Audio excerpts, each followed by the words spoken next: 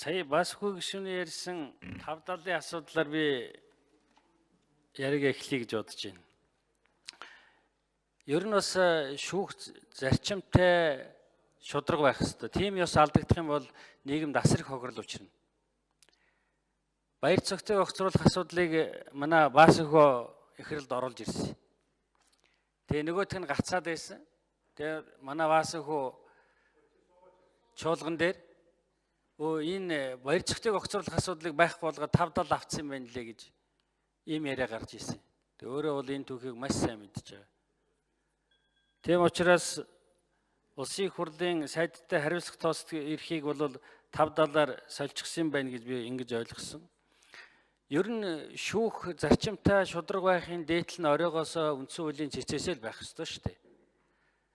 Одоо хатуугаар хэлэх юм бол үндсэн хуулийн цэц бол үнд лийдэл зардаг киоск болсон. Хулгайч нар нуугддаг газар болсон.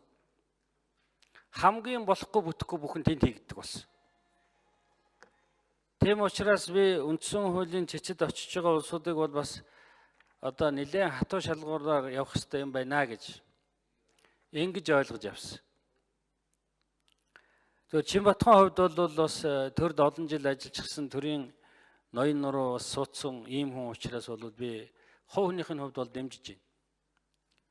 Очоод одоо тэр зарчимтай шудраг байх энэ зүйл дээр л одоо хатуухан байж ингэж ажиллаарай гэж одоо та бол Монгол төрийн албанд ийм олон жил зүтгэсэн хүн юм чинь төрийн албаны одоо маш том итгэлийг та бол одоо бас энэ насандаа хүлээж авч байна. Тийм учраас тэр үүргээ сайн биелүүлээрэй. Төрийнхээ ачийг хариулаарай. Тэнд нэг жоохон цадигтай зарчимтай болоод эхлэх юм бол бас юм зөв эргэж эхэлнэ. Тэнд буруу удирдлагатай очих юм бол за тэгээ бас л нөгөө төрөөс амарч эхэлнэ. Үндсэн хуулийн цэцээс болоод өнгөрсөн 4 жилийн хугацаанд бол бас төрийн одоо дээд түвшинтэй хямрал үүсгэж хэмжээний ийм арга хэмжээнүүдийг авсан шүү дээ. Сайдыг огцруулах гэхээр огцруулахгүй гэдэг шийдвэр гаргах гэх мэт олон зүйл дээр бол бас одоо үндсэн хуулийн цэц бол өөрийнхөө эрх хэмжээнээс хэтэрсэн ийм зүйлүүдийг бас гаргаж ирсэн юм аа.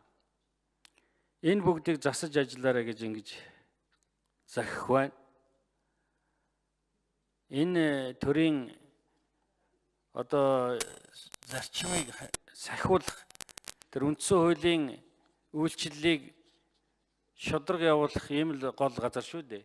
Гэтэл энэ маань бол сүүлийн үед бол захиалга болж хувирсан, тэрэнд нь орж хутгалддаг болсон. Үндсэн хуулийн цэц зөрчил гарч явах зарим зүйл дээр нүдэн анчдаг болсон.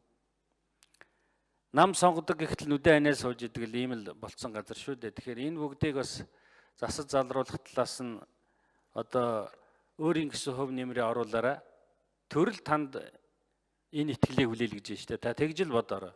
Тэгээ төрийнхээ ачийг хариулаарай гэж би одоо танаас хүсэх байна. За занд шатраг шүү.